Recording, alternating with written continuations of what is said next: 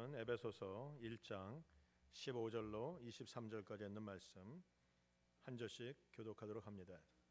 에베소서 1장 15절로 23절까지 있는 말씀을 교독합니다. 이로 말미암아 주 예수 안에서 너희 믿음과 모든 성도를 향한 사랑을 나도 듣고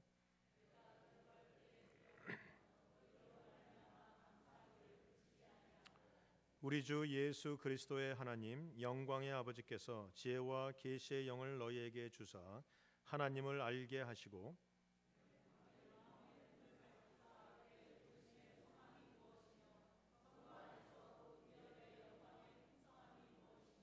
그의 힘의 위력으로 역사하심을 따라 믿는 우리에게 베푸신 능력의 지극히 크심이 어떠한 것을 너희로 알게 하시기를 구하노라.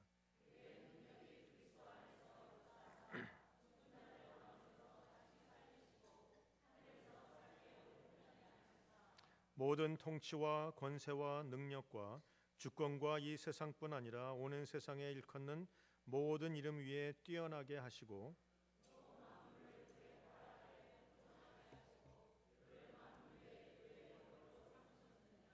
교회는 그의 몸이니 만물 안에서 만물을 충만하게 하시는 이의 충만함이니라. 아멘. 오늘 본문에 있는 말씀을 가지고 성도가 알아야 하는 것이라는 제목으로 하나님 말씀 증거하도록 합니다. 이 땅을 살다 보면 많은 성도님들을 만나게 됩니다. 성도님들을 만날 때마다 때로는 저희 마음속에 안타까운 마음이 드는 성도들을 만납니다. 쉽게 얘기하면 불쌍한 성도들을 만납니다. 불행한 성도들을 만난다는 것입니다. 여러분, 우리가 인생에서 만나는 성도들 중에서 누가 가장 불쌍하다고 생각하십니까? 어떤 성도가 정말 불행한 성도입니까? 우리가 인생을 살다가 질병을 만나고 가난을 만나고 문제를 만나고 어려움을 만나면 그 사람이 불쌍한 것입니까? 그런 성도가 불행하다고 생각하십니까? 저는 그렇게 믿지 않습니다. 성도로서 가장 불행한 성도는 자기가 하나님의 큰 축복을 받고도 자기가 소유하고 있는 축복이 무엇인지 모른 채 축복이 없는 사람인 것처럼 살아가는 성도가 가장 불쌍한 성도입니다. 그 사람이 불행한 성도이고 그 사람이 불쌍하다는 것이죠. 쉽게 말하면 그리스도 예수 안에서 하늘의 모든 신령한 복을 가졌음에도 불구하고 하나님이 이 모든 것을 이미 우리에게 주셨음에도 불구하고 쉽게 말하면 내 통장에 복이 가득함에도 불구하고 마치 아무것도 없는 사람인 것처럼 마치 아무것도 할 수 없는 사람인 것처럼 가난하게 아무것도 할 수 없는 것처럼 초라하게 불쌍하게 살아가는 그 성도야말로 진정은 불쌍한 사람이고 불행한 사람이라고 알 수 있습니다. 사랑하는 성도 여러분, 여러분들은 하나님이 주신 복이 무엇인지를 알고 계십니까? 내가 소유하고 있는 것이 엄청난 것인 것을 여러분 깨닫고 계십니까? 모르시기 때문에 불안하고 모르시기 때문에 불편하고 모르시기 때문에 불만과 절망과 두려움 가운데 있다면 오늘 여러분 이 바울의 기도를 들으셔야 합니다. 바울은 오늘 이 기도를 통해서 알게 해달라고 말합니다. 이 성경을 읽다 보면 이 수식어가 워낙 많아서 무슨 말인지 모를 때가 있지만 이 복잡한 수식어 속에서 여러분이 성경을 바로 깨달으려면 주어와 목적어와 동사만 알고 계시면 돼요. 바울이 말하는 주어가 무엇이며 말하는 동사가 무엇이며 거기 동사에 해당하는 목적어가 뭔지를 간단하게 이것만 깨달으면 성경은 쉽습니다. 이해하기 쉽고 깨닫기 쉽고 우리가 믿기 쉽다라는 것이죠. 오늘 바울은 15절과 16절에 얘기합니다. 이로 인하여 주 예수 안에서 너희 믿음과 모든 성도를 향한 사랑을 나도 듣고 너희를 위하여 인하여 감사하기를 마지 아니하고 내가 기도할 때에 너희를 말하노라. 쉽게 얘기하면 내가 기도한다라는 것입니다. 내가 성도를 위해서 기도합니다. 에베소 교회를 위해서 기도합니다라는 내용이에요. 여러분, 에베소 교회가 어떤 교회입니까? 에베소 교회란 그 당시에 우상 숭배가 가장 극심했던 도시 중에 하나입니다. 특별히 아프라디테 이 여신의 신전이 거기 있어서 많은 사람들이 음란하고 많은 사람들이 거룩함을 잃어버리고 많은 사람들이 하나님을 떠나고 많은 사람들이 바알과 여러 가지 우상들을 섬기게 되는 그런 안타까운 그런 그 도시 가운데 있는 바로 그런 도시였어요. 그런 도시에 있는 교회, 그 교회를 향해서 바울이 기도한다라는 것입니다. 여러분, 교회가 워낙 그 주의가 세기 때문에 이 악한 영들이 세기 때문에 교인들이 어려움을 당하고 교인들이 고난을 당하고 교인들 가운데 여러 가지 부족함이 많은 것을 보이는 교회가 바로 에베소 교회였지만 바울은 그런 어려움 가운데 있는 교인들에게 당신들이 소유하고 있는 것이 뭔지, 에베소 교인들이 받고 있는 복이 무엇인지를 분명하게 알게 해달라고 기도하고 있는 것이죠. 오늘 바울은 그런 기도를 하면서 이 모든 첫 번째라는 기도 제목이 17절에 나옵니다. 우리 주 예수 그리스도의 하나님 영광의 아버지께서 지혜와 계시의 정신을 너희에게 주사 하나님을 알게 해달라고. 지금 바울이 말하는 목적은 하나입니다. 모든 에베소 교회 성도들이 하나님을 알게 해달라고 기도합니다. 하나님이 누구십니까? 천지 만물을 창조하신 분입니다. 그분이 누구십니까? 전지전능하신 분입니다. 그분이 누구십니까? 능치 못할 일이 없는 분입니다. 그분이 누구십니까? 나를 사랑하시는 나의 아버지시라는 것입니다. 여러분, 그 하나님을 알고 계십니까? 지금 말하는 안다는 것은 지적인 알미 아닙니다. 제가 여러 번 말하는 것이면 이건 경험적인 알미입니다. 내가 온몸으로 느끼고 온 삶으로 느껴서 알고 있는 상태가 바로 성경에서 말하는 안다라는 상태. 여러분, 이것은 경험적인 것이죠. 쉽게 얘기하면 제가 제 아내와 3년 반 동안을 결혼하기 전에 데이트했어요. 3년 반 동안을 데이트하니까 어디 사는지, 누구의 딸인지, 어떤 일을 하는지, 어떤 잡이 있는지, 어떤 학교를 나왔는지를 다 압니다. 그러나 내가 3년 반 동안 알고 있는 아내에 대한 안과 내가 아내와 결혼해서 26년 동안 살고 있는 이 삶을 통해서 아는 암과는 큰 차이가 납니다. 과거에도 알았지만 그것은 지적인 것이요, 그것은 그냥 눈에 보이는 것뿐이지, 같이 살면서 이 눈에 보이지 않는 것과 또한 경험적으로 아는 그 깊은 알미, 깊은 경험이 내 안에 있다는 것이죠. 이래서 성경은 이 안다라는 단어를 남자와 여자가 결혼해서 알게 되는 그런 상태의 단어로 쓰이고 있다는 것이죠. 제가 이제 내 아내를 압니다. 경험적으로 압니다. 이제 아내의 눈만 봐도 압니다. 아내가 무엇을 원하는지, 무엇을 좋아하는지, 어떤 것을 싫어하는지, 어떤 것을 즐거워하는지를 안다라는 것이죠. 오늘 성경에 바울이 말하는 것은 그렇게 에베소에 있는 모든 성도들이 하나님을 알았으면 좋겠다라는 소원을 가지고 기도하고 있다라는 것입니다. 사랑하는 성도 여러분, 이것은 개인적인 알미고, 이것은 주관적인 것이고, 이것은 구체적인 것이고, 이것은 깊이 아는 것입니다. 그래서 성경은 말하기를 하나님을 알되, 하나님의 사랑을 알되 더 깊이, 더 높이, 더 넓이 그 모든 깊이가 더해지도록 기도하고 있는 바울의 모습을 볼 수 있습니다. 우리가 잘 알고 있는 세상의 철학, 세상의 교육은 다 내 자신을 알라부터 시작합니다. 철학이 그렇죠. 내 자신을 알아라. 그러나 성경은 내 자신을 아는 것이 바른 것이 아니고 하나님을 먼저 알라라고 얘기합니다. 하나님을 알면 나를 알게 됩니다. 하나님을 알면 내가 누군지를 압니다. 하나님을 알면 나의 사명을 압니다. 하나님을 알면 나의 모든 것을 알게 된다는 것이죠. 제가 보니까 구원이라는 것도 단계가 있는 것 같아요. 제일 처음에 구원은 끌려 나와서 그저 복음을 듣는 단계가 있어요. 복음을 듣고는 어느 순간인가 복음을 믿어지는 단계가 있어요. 알고 믿은 것이 아닙니다. 그저 무작정 믿는 것입니다. 예수가 나의 구주라니까 믿는 겁니다. 예수가 나의 죄를 용서하셨다니까 믿는 겁니다. 하나님이 나의 아버지라니까 그저 믿는 단계가 있어요. 듣고 믿는 단계. 깊이는 모르지만 믿는 단계. 그러나 믿고 신앙생활 하다 보니까 하나님을 경험적으로 알게 됩니다. 내가 눈물로 하나님을 만나게 됩니다. 내가 아플 때 하나님을 만나게 됩니다. 내가 실패했을 때 하나님을 만나게 됩니다. 고난 가운데 하나님을 경험한다는 것이죠.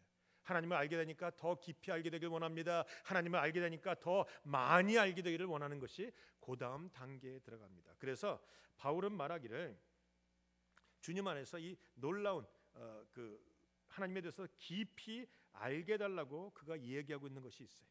하나님을 향해서 부활의 능력과 부활의 기쁨을 알게 해달라, 이런 말씀이 오늘 성경에 보니까 계속 나오고 있다는 것을 볼 수 있습니다. 여러분도 하나님을 아신다면 좀 더 이제는 깊이 아셔야 됩니다. 그저 몇천 년 전에 계시던 하나님, 천지를 창조하신 하나님에 대해서 알았다면 이제는 나를 창조하신 하나님, 나의 이름을 부르시는 하나님, 나의 능력 가운데 함께 하시는 하나님에 대해서 좀 더 깊이 알아야 된다는 거죠. 좀 더 다른 차원, 더 깊은 차원의 이야기가 됩니다. 신앙생활을 하다 보면 예전에는 느끼지 못했던 감동이 생겨. 예전에는 주님이 십자가에 지고 돌아가신 이유가 다른 사람 때문인 줄 알았는데 살다 보면 그것이 나 때문인 줄 알게 됩니다. 지난번에 말씀을 드렸죠. 한 며느리가 시어머니를 교회로 인다고 계속 말씀을 가리키고 예수에 대해서 얘기합니다. 그리고 이제 어느덧 세례받는 때가 됐어요. 세례 문답을 다 합니다. 이제 세례 문답 시간에 들어가는 엄마를 붙잡고 얘기합니다. 시어머니를 붙잡고, 시어머님, 어머님, 목사님이 예수님이 누구 죄 때문에 돌아가셨냐 물으시면 내 죄라고 꼭 얘기하세요. 내 죄라고. 알았다고 들어갔어요. 목사님 물어보십니다. 예수님이 누구 죄 때문에 돌아가셨습니까? 우리 며느리 죄 때문에 돌아가셨습니다. 이게 처음 믿는 거예요. 그러나 그것도 믿음이에요. 그러나 시간이 지나가면 며느리 죄 때문이 아니라 나의 죄 때문이었다. 주님의 흘리신 피가 나 때문이고 주님 용서하신 그 용서의 선언이 나 때문이고 나의 문제로 그것이 다가오게 되는 것이죠. 뿐만 아니라 주님을 가까이 믿게 되면 닮아가게 됩니다. 이게 동화성이라는 거예요. 주님을 사랑하고 알게 되고 시간을 보내게 되고 경험적으로 알게 되는 순간 내가 주님을 닮아가는 주님의 형상이 닮아지게 되죠. 여러분 결혼 생활을 오래 한 부부를 보세요. 오래 살면 살수록 점점 닮아갑니다. 그래서 부부를 만나면 그 남편 그 아내가 똑같은 사람들이 있어요. 예전에는 안 그랬을 것 같은데 말하는 것도 똑같고 행동하는 것도 똑같고 생각하는 것도 똑같고 뭐 버릇도 똑같고 먹는 것도 똑같아지고 이렇게 닮아가죠. 이게 동화성이라는 건데 점점 깊이 알면 알수록 나타나는 현상이. 여러분이 예수님을 알면 알수록 예수님을 닮아갑니다. 예수님의 제자가 되는 것이고 주님을 더 깊이 알게 된다는 것이. 그래서 영생이란 다른 게 아닙니다. 성경에 보면 요한복음 17장에 영생은 곧 이것이니 참 하나님과 그의 보내신 자 예수 그리스도를 아는 것이라라고 되어 있죠. 영생은 주님을 아는 것입니다. 알다 보면 더 알고 싶어집니다. 주님이 나를 구원하신 것만 아는 것이 아니라 주님 안에서 누리는 능력도 알고 싶어요. 그래서 바울은 빌립보서 3장 10절에 이렇게 말합니다. 내가 그리스도와 그 부활의 권능과 그 고난에 참여함을 알고 싶었다라고 얘기해요. 내가 주님을 안 것뿐만 아니라 주님의 부활도 알고 싶고 주님의 고난도 알고 싶고 주님의 영광도 알고 싶은 단계로 들어갑니다. 이게 주님을 알아간다는 것이에요. 물론 우리가 주님을 완전하게 아는 것은 천국에서 끝날 것입니다. 그래서 바울이 말하기를 고린도전서 13장에 우리가 이제는 거울로 보는 것처럼 보나 그때는 얼굴과 얼굴을 대하여 볼 것이요 이제는 내가 부분적으로 아나 그때에는 주께서 나를 아신 것 같이 내가 온전하게 안다라고 되어 있죠. 우리가 주님 앞에 가면 이제는 완전하게 알게 될 것이에요. 주님을 분명하게 볼고 아는 날이 오게 될 것입니다. 그러나 그날까지 우리가 주님을 깊이 알아가는데 최선을 다하시는 여러분 되시길 주님의 이름으로 축원드립니다. 바울은 기도하기를 에베소에 있는 모든 성도들이 하나님을 알게 해주십시오. 두 번째 그는 기도합니다. 18절에 보시면 너희 마음의 눈을 밝히사 그의 부르심의 소망이 무엇인지를 알게 해달라고 기도하고 있어요. 부르심의 소망입니다. 여러분 성도에게 가장 중요한 것은 부르심입니다. 여러분이 왜 이곳에 와 있습니까? 주님이 부르셔서 오신 것이. 주님 말씀하십니다. 수고하고 무거운 짐진 자들아 다 내게로 오라. 주님이 왜 우리를 부르십니까? 우리를 쉬게 하기 위해서 부르십니다. 다 내게로 오라 내가 너희를 쉬게 하리라. 주님이 왜 우리를 부르십니까? 쉬게 하시고 복 주시기 위해서 부르시는 겁니다. 주님이 우리를 왜 부르십니까? 쉬게 하고 복 주고 사명 주셔서 세상을 향해서 나가서 승리하라고 우리를 부르셨다라는 것입니다. 이게 부르심입니다. 이 부르심 안에는 소망이 있어요. 하나님 우리를 부르신 이유는 그저 그 모습 그대로 살라고 부르신 것이 아닙니다. 이제 부르신 우리들을 고치시고 만져주시고 채워주시고 공급하시고 훈련시켜 주셔서 세상에서 승리하는 큰 용사가 되도록 우리를 부르셨다는 것이죠. 부르시면은 소망이 있어요. 여러분 이래서 부르심이 귀한 거예요. 여러분 생각해 보세요. 박 대통령이 나에게 전화를 걸어서 지금 당장 한국으로 돌아와서 장관직 하나 맡아달라고 얘기하면 그게 얼마나 가문의 큰 영광이 되겠어요. 그런데 여러분 대통령이 나를 부르신 것보다 더 큰 것은 하나님이 나를 부르셨다라는 사실이에요. 내 이름을 알고 부르십니다. 세상 사람들은 이름을 모릅니다. 그저 나를 한낱 한 개인으로 보지만 주님은 나를 귀한 존재로 보십니다. 사람들은 나를 모르지만 하나님은 나를 알고 계시고 나를 부르시고 하나님 나라의 큰 일꾼으로 부르시는 이 부르심이 있다는. 그래서 이 부르심은 귀한 부르심입니다. 히브리 기자는 말하기를 히브리서 3장 1절에 그러므로 하늘의 부르심을 입은 거룩한 형제들아 그랬어요. 우리의 부르심은 땅의 부르심이 아닙니다. 우리의 부르심은 하늘의 부르심입니다. 우리의 부르심은 초라한 부르심이 아닙니다. 우리의 부르심은 영광의 부르심입니다. 우리의 부르심은 부족한 부르심이 아니고 넉넉한 하나님의 부르심이라는 거예요. 여러분 이 부르심은요 내가 잘해서 부르신 것이 아니지 않습니까? 디모데후서 1장에 보니까 9절에 하나님이 우리를 구원하사 거룩하게 부르심은 이 부르심은 우리의 행위대로 하심이 아니요 오직 자기의 뜻과 영원하신 때부터 그리스도 예수 안에서 우리에게 주신 은혜대로 하심이라. 하나님이 우리를 부르셨는데 내가 잘나서가 아니라 나는 부족하고 연약하나 하나님의 뜻대로 하나님이 결정하셔서 하나님이 선택하셔서 하나님이 기뻐하심으로 나를 부르셨다라는 것입니다. 여러분 바울은 얘기합니다. 하나님을 알아라. 두 번째로 하나님의 부르심을 깨달아라. 여러분 부르심을 알고 있는 자는 흔들리지 않아요.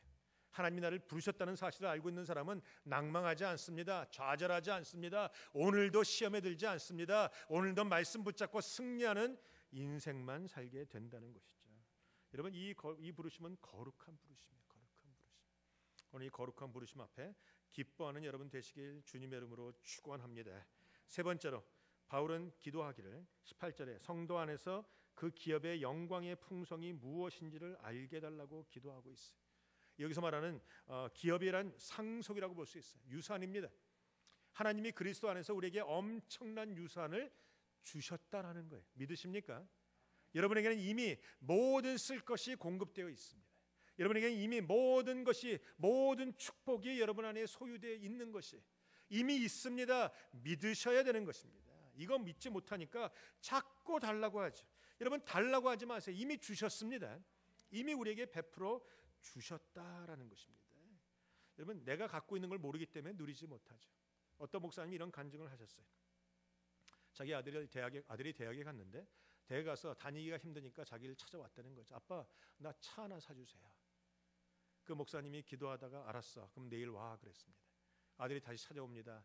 아들은 신났죠. 아버지와 함께 딜러에 가서 차 사겠다는 꿈을 갖고 왔는데 아빠가 성경책을 딱 줍니다.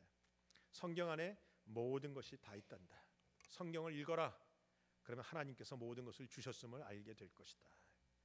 아들이 화가 났습니다. 차를 달래는데 성경책을 들으면 아버지에 대해서 분노하고 성경책을 주니까 받아갖고 돌아가서 성경을 읽으라는 아버지의 뒤에 말을 듣지도 않고 기숙사에 와서 성경책을 던져버립니다.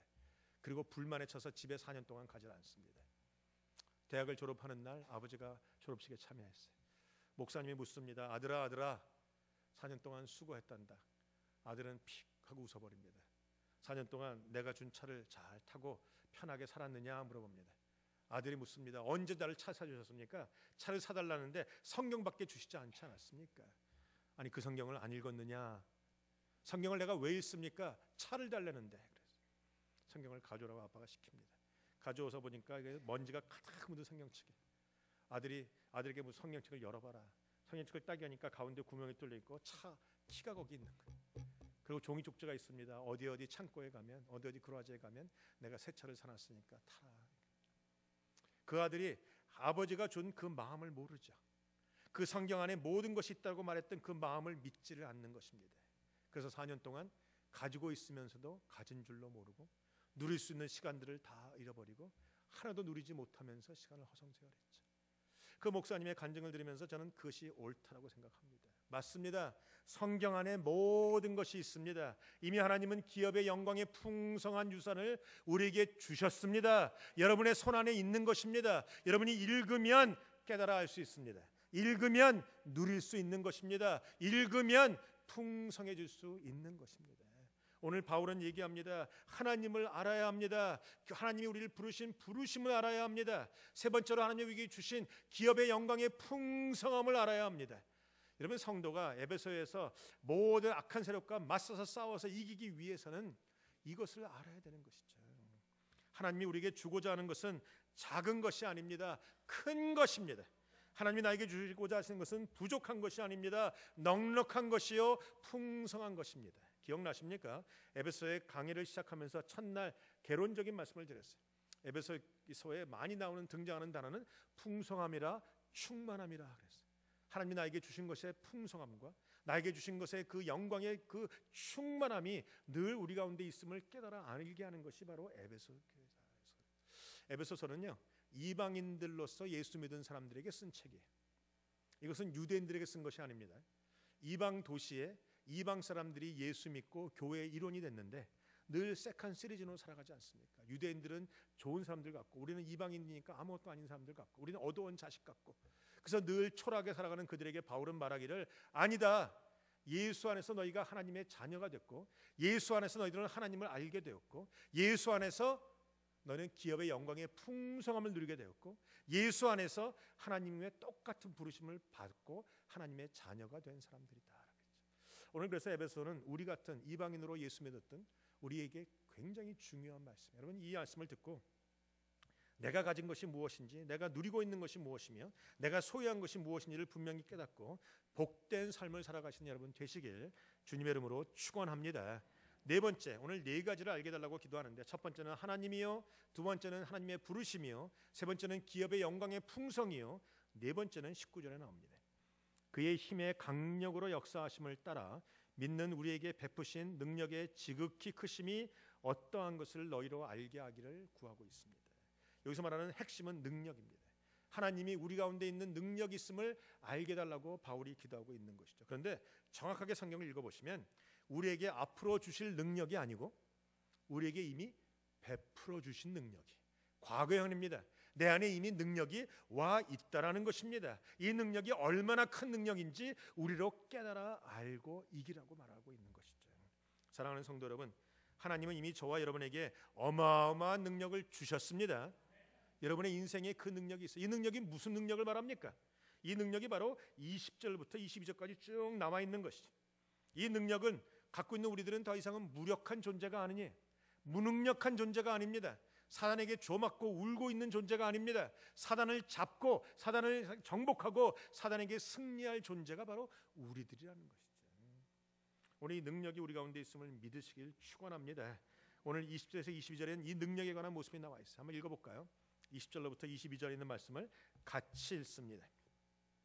그의 능력이 그리스도 안에서 역사하사 죽은 자들 가운데서 다시 살리시고 하늘에서 자기의 오른편에 앉히사 모든 통치와 권세와 능력과 주권과 이 세상뿐 아니라 오는 세상에 일컫는 모든 이름 위에 뛰어나게 하시고 또 만물을 그의 발 아래 복종하게 하시고 그를 만물 위에 교회의 머리로 삼으셨느니라. 아멘.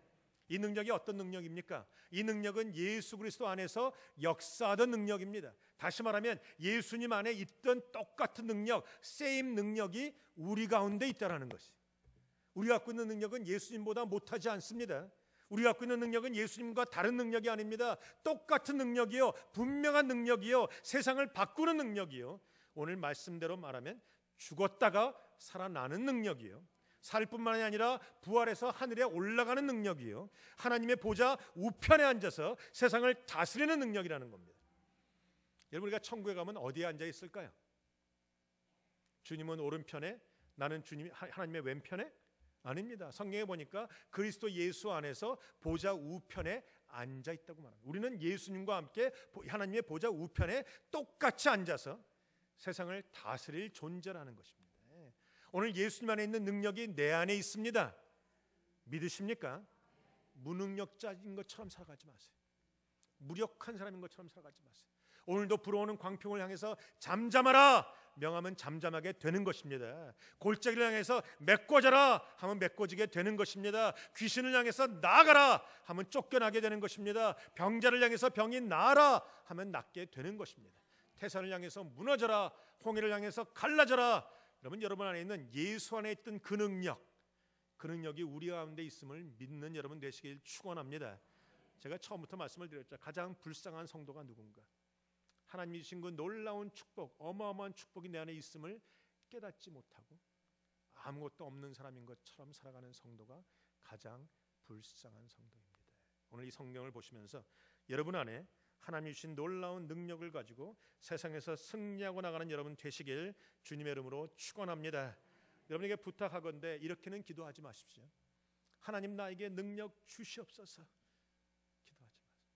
능력을 달라는 기도는 더 이상은 소용이 없습니다. 왜? 이미 여러분 안에 능력이 있기 때문에 그렇습니다.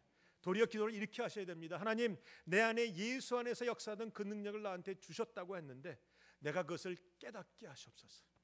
내가 그것을 끄집어서 사용하게 하시옵소서.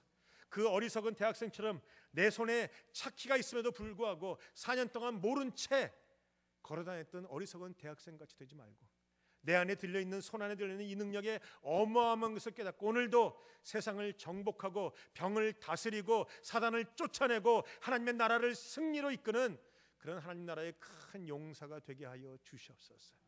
오늘 그 믿음의 기도가 울려 퍼질 때 저와 여러분들은 주님과 함께 이 땅을 다스리는 그 영광 가운데 들어가리라 믿습니다. 바울은 네 가지를 알게 해달라고 기도했습니다. 하나님을 알게 해달라고, 하나님의 부르심을 알게 해달라고, 하나님이 나에게 주신 기업의 영광의 풍성을 알게 해달라고, 또한 하나님이 나에게 주신 그 놀라운 능력을 알게 해달라고. 오늘 그것을 알고 깨닫고 그 능력을 사용하시는 저와 여러분들이 되시길 주님의 이름으로 축원합니다. 기도하시겠습니다.